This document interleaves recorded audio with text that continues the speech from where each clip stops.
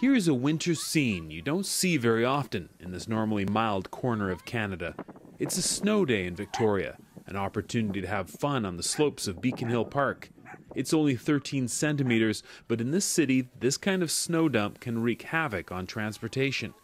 Police are asking drivers to stay off the road, and it's a good thing this neighborhood has a place like Niagara Grocery. The morning was people home from work or school, and so lots of warm drinks after sledding, but people weren't venturing out in vehicles, so we did have people discover us today. A pleasant discovery in the heart of James Bay. The owners of Niagara Grocery are champions of bringing back the neighborhood grocer.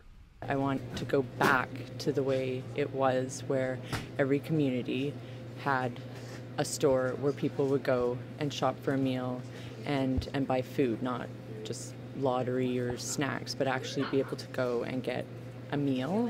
At Niagara Grocery, it's all about supplying local food and supporting local suppliers, food producers and farmers growing produce on Vancouver Island.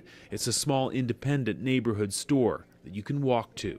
It definitely hits home on days like this where people are snowbound, and hopefully it reminds people that they can do that every day as the norm.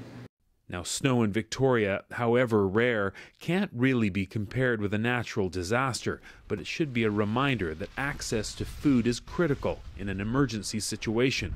In 1969, Vancouver Island grew 70% of its own food. Today, it's less than 5%.